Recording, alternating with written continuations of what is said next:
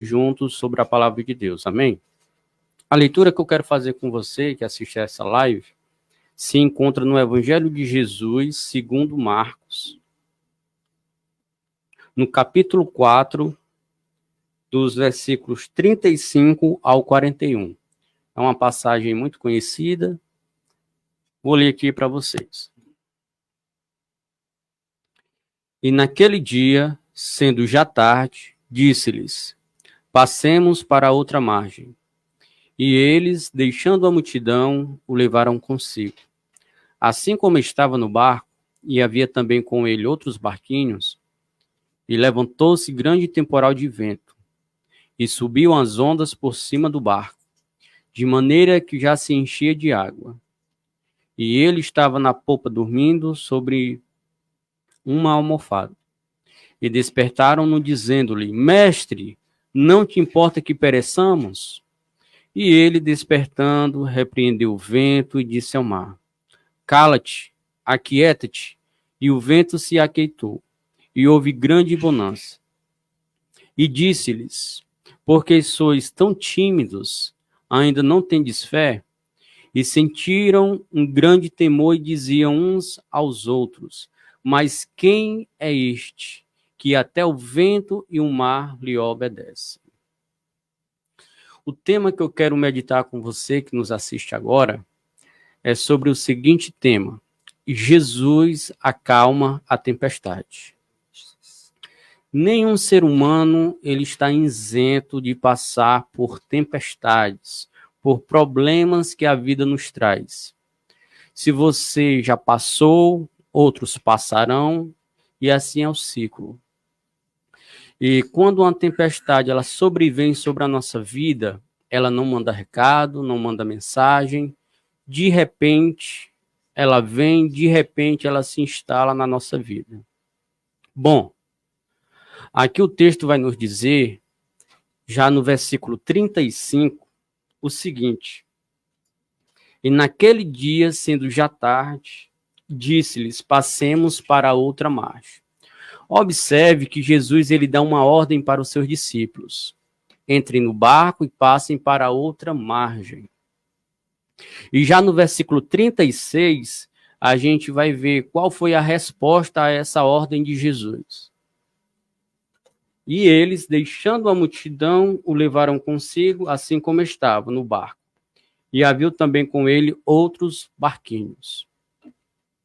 Perceba que os discípulos estavam no centro da vontade de Jesus Cristo. A gente sabe disso pelo versículo que eu acabei de ler, versículo 36. E a história vai nos contar que Jesus ele passa o dia inteiro ensinando sobre as boas novas, curando as pessoas, e ao entardecer, Jesus Cristo agora ele fala para os discípulos: vão para outra margem. E os discípulos obedecem essa ordem, entram no barco e seguem viagem. Só que quando eles seguem viagem, entra o versículo 37. E eu quero que você observe comigo aí da sua casa. No versículo 37 vai nos dizer: E levantou-se grande temporal de vento e subiam as ondas por cima do barco, de maneira que já se enchia de água. Eu quero chamar a sua atenção para essa palavra: se levantou. E aqui eu quero abrir um parêntese para contar um testemunho na minha vida. No ano de 2014, ano de Copa do Mundo, onde as famílias estavam ali se preparando para se reunir com a sua família, para assistir o jogo da Copa do Mundo e torcer pelo nosso time, pela nossa seleção, Brasil. Em uma segunda-feira, um dia comum, todos voltam a trabalhar nesse dia, na segunda. E nessa época eu trabalhava em uma fábrica chamada Vulcabras. Por volta de 7h30 da manhã. Eu tinha três pessoas que trabalhavam lá também, uma prima, um padrinho e um irmão. E a minha prima, junto com o meu padrinho, eles vieram a minha direção. A minha prima, por ser mulher, não se conteve, viu as lágrimas. E já o meu padrinho tentou se conter. E ele veio me contar uma notícia nada boa, que na qual eu não esperava. Ele falou o seguinte para mim: Juninho, os teus pais sofreram um acidente. Naquela hora eu imaginei o pior. Tinha muito medo de perder os meus pais. Em seguida, nós saímos do meu setor, onde eu trabalhava, fui até outro setor, onde trabalhava o meu irmão. Lá nós contamos o que aconteceu, que os nossos pais tinham sofrido um acidente. Em plena segunda-feira, em plena 7h30 da manhã. Aparentemente um dia normal. Quando eu ia saindo da fábrica, lá tinha alguns amigos, alguns parentes de carro. E eu ia trabalhar de moto. E eles disseram para mim: Juninho, deixa eu levar tua moto, vai no carro com eles, porque você não está em condição de guiar sua moto. Fui com eles, chegando em casa, no ano de 2014. Quando cheguei em casa, a maneira como as pessoas falam com a gente denuncia o que aconteceu. A minha tia me vê e a primeira coisa que ela me fala: Juninho, entra, senta no sofá que eu vou pegar um copo com açúcar para você. E ali, apreensivo, não sabia do que tinha acontecido ainda, a minha tia: Juninho, infelizmente, a sua mãe não resistiu ao acidente. Ela faleceu. E o seu pai está muito mal no hospital. Essa foi a notícia que eu recebi. E naquele dia, eu fiquei sem chão. Naquele dia, assim como se levantou aquela tempestade, aquele vento sobre aquele barco, assim também foi na minha vida. E ninguém espera perder a sua mãe tão cedo e seu pai tão cedo. Uma observação: a única doença é que se pode chamar doença. O problema de saúde que a minha mãe tinha era pressão alta. Ela era hipertensa. 49 anos de idade. E naquela segunda-feira, ela sofre aquele acidente. Meu pai estava indo deixar ela no trabalho. E aquilo me deixou aterrorizado, me deixou sem chão. E as tempestades, elas vêm na nossa vida quando a gente menos espera. Quando a gente menos imagina. É de repente. E os ventos, eles sopram muito forte, ao ponto de nós acharmos que não há mais esperança, que não há mais solução, onde a gente acha que não vai ter mais força para seguir em frente, onde a gente acha que a gente não vai ter mais forças para erguer a cabeça. Mas foi nessa hora, irmãos, foi nesse momento, nesse contexto, nesse cenário, onde eu me senti mais abraçado, mais consolado pelo Senhor, foi nesse dia. E nessa época eu não estava nos caminhos de Deus. Eu estava fora, estava desviado. Como falei antes, as pessoas, em geral, elas atribuem uma tempestade, um problema, uma dificuldade ao pecado ou à desobediência. Mas nem sempre. E eu vou citar aqui 3 exemplos. Primeiro exemplo que eu quero citar aqui é Jó. A Bíblia vai nos dizer que ele era um homem íntegro, um homem reto, temente a Deus e que se desviava do mal. Mas mesmo assim, ele não ficou isento de passar por problemas. Ele não ficou isento de passar por aquela tempestade, pela qual nós já conhecemos a história.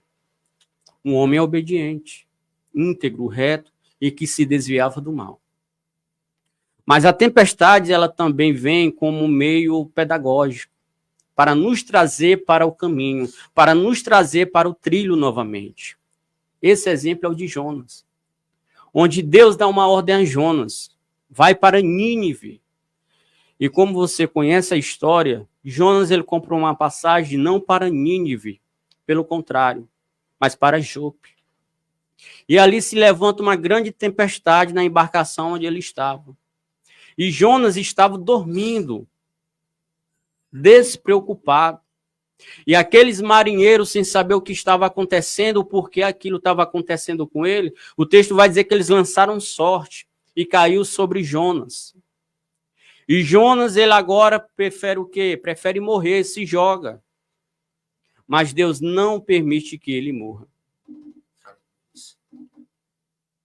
E o terceiro exemplo é o exemplo dos discípulos, onde eu acabei de ler no versículo 37.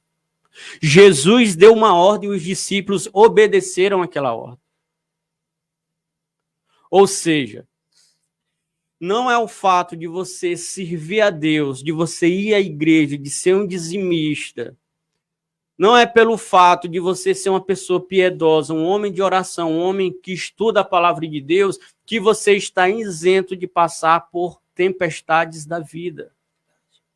Você lembra daquele versículo? Neste mundo teremos o que? Aflições. Mas Jesus nos diz, mas nós devemos ter o que? Ânimo. E esse ânimo está na pessoa de Jesus Cristo. Louvado seja Deus por isso. Louvado seja Deus. E o texto continua aqui no versículo 38. Quando os discípulos estão ali no meio daquela embarcação, o versículo 38 vai nos dizer: e ele estava na polpa dormindo sobre uma almofada. Eu te pergunto, onde Jesus estava? Estava dormindo. Quem está dormindo está parado, está fazendo absolutamente nada. Mas isso não significa que as circunstâncias fugiram do seu controle. Isso não significa que aquela tempestade pegou o nosso Senhor de surpresa. Não. E eu quero chamar mais a sua atenção para a reação dos discípulos. Veja comigo, no versículo 38. E despertando-no, dizendo-lhe: Mestre, mestre, não te importa que pereçamos? Ou seja, em outras traduções, que morramos? Eles fazem essa indagação. Mestre, tu não te importas? Quantas pessoas hoje, nesse exato momento, está passando por uma grande tempestade? Os ventos não param de soprar sobre a sua vida. E essas pessoas têm a mesma reação dos discípulos. Mestre, tu não te importas? Tu não vê o meu problema, tu não vê a minha dificuldade, tu não vê a minha luta. A mesma percepção também é que Jesus, ele está dormindo. Mas a Bíblia diz, nos ensina, que Jesus, ele contempla tudo e a todos. E ele se compadece. E note, irmãos, que a reação dos discípulos deveriam ser diferentes. Primeiro, por quê? Porque antes, como eu falei lá no início, eles passaram o dia inteiro ouvindo os ensinamentos de Jesus Cristo para aquela grande multidão. Se nós formos para Mateus, o Sermão do Monte era o conteúdo que Jesus estava ensinando para o povo. E também os discípulos foram testemunhas oculares do poder de Jesus Cristo. Quando pessoas doentes chegavam até ele, Jesus curava, se compadecia. Então os discípulos tinham conhecimento, andaram de perto, testemunharam do poder de Jesus. Mas o que nos parece que quando é na nossa casa, na nossa vida, parece que nos falta fé. Parece que Jesus está dormindo. Parece que Jesus, ele não se importa com a minha dor, com a minha luta. Assim como os discípulos disseram. Mas o texto vai dizer, no versículo 39, e ele, despertando, repreendeu o vento e disse ao mar: cala-te e aquieta-te. Sabe o que isso significa? Que a criatura deve obedecer ao seu Criador. Jesus Cristo, ele é o Criador de todas as coisas, da terra e de tudo que há. Jesus Cristo, ele é soberano. Jesus Cristo é o mesmo que estava lá na criação, no livro de Gênesis. Louvado seja Deus. Nada foge do seu controle. A palavra de Deus vai dizer que Jesus, nele não há sombra de variação. O mesmo Jesus que atuava no passado, ele atua hoje no presente e atuará nas novas gerações. Nas gerações dos nossos filhos, nas gerações dos nossos netos. As estações até mudam. A tecnologia até mudam, as coisas podem até mudar, as circunstâncias podem até mudar, mas o nosso Jesus Cristo, ele não muda. Ele permanece como sempre. Louvado seja Deus. Assim como ele repreendeu aquela tempestade, assim como ele repreendeu aquele vento, Jesus ele pode fazer isso na sua vida hoje. Ele pode repreender essa enfermidade que tem te afligido.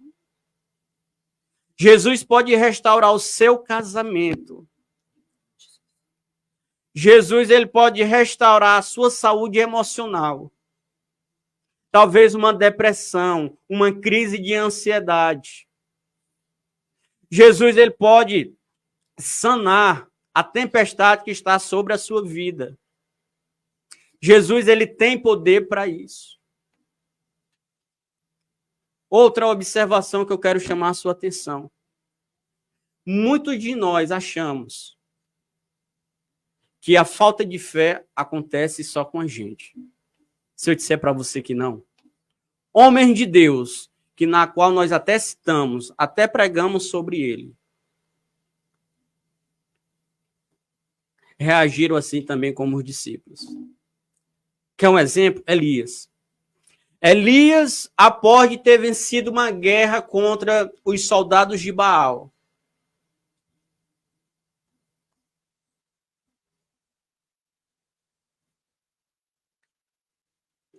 por causa do desgaste emocional durante a batalha, ele se deprimiu diante de uma simples ameaça de Jezabel.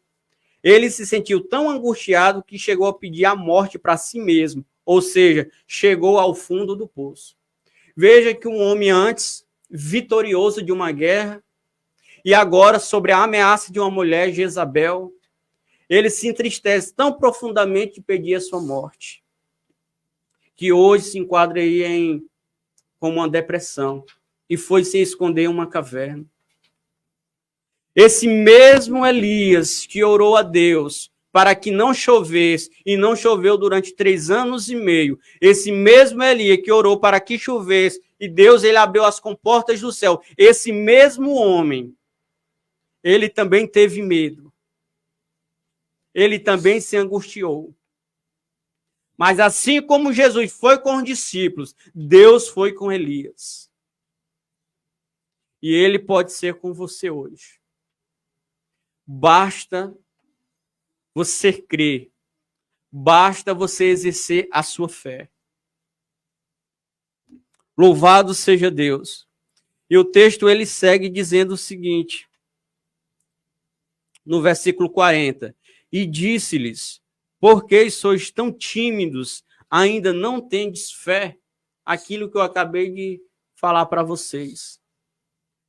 Tem muitos momentos e ocasiões que a gente somos tão tímidos, irmãos, tão medrosos. Pregamos, falamos que Jesus ele tem poder de curar, falamos que Jesus tem poder de restaurar, de salvar, de libertar. Mas parece que quando é na nossa casa, comigo, com a gente, parece que nos falta força, parece que nos falta fé. E ele vai nos dizer no versículo 41, e sentiram um grande temor e diziam uns aos outros, mas quem é este que até o mar lhe obedece? Os discípulos ficam atônicos com o que Jesus tinha feito, de ter mandado, de ter repreendido o vento, de ter repreendido aquela tempestade, sendo que os discípulos já tinham vivenciado isso, já tinham testemunhado isso na vida de outras pessoas. Mas na vida deles, talvez eles não tivessem experimentado ainda. Meu irmão e minha irmã, eu não sei o que você está passando hoje, mas Jesus, ele sabe. Se você crer, Jesus ainda essa noite, se for da sua vontade, se for do seu propósito, porque o choro pode durar uma noite inteira, mas a alegria vem pela manhã. Ele pode repreender essa enfermidade, repreender essa tempestade que está sobre a sua vida, que eu não sei qual é, mas Jesus, ele sabe. Confia. Confia, porque Jesus, ele tem uma promessa para todos nós. Para todos nós, sem exceção, aqueles que crê. Vocês lembram, lá no início que eu falei, que Jesus tinha dado uma ordem para os discípulos? Eu vou repetir para poder concluir aqui com os irmãos. E naquele dia, sendo já tarde, disse-lhes, passemos para outra margem. Jesus não disse, vão que depois eu vou, não. Passemos para outra margem. O que isso significa? A palavra de Deus vai dizer que o Senhor está conosco até a consumação dos séculos, que nós não ficaríamos órfãos. Ou seja, isso significa, se Deus ele mandou, ele cuidará de você. Não importa o que aconteça no caminho, não importa o que aconteça no percurso, Jesus, ele estará com você até o final. Porque não estamos sozinhos. Louvado seja Deus. E se ele disse, vá, não tenha medo, somente creia. Somente creia, confia, que o mais ele fará, que os recursos ele mandará, que as suas necessidades serão supridas. Louvado seja Deus. E eu encerro esse texto, essa mensagem, que, como falei antes, assim, irmãos, cabe a nós perseverarmos até o fim. Toda vez que você estiver passando por uma tempestade, por uma dificuldade na sua vida, eu falei até semana passada isso. Primeiro, peça sabedoria a Deus. E segundo, olhe para Jesus. E terceiro, confia nele.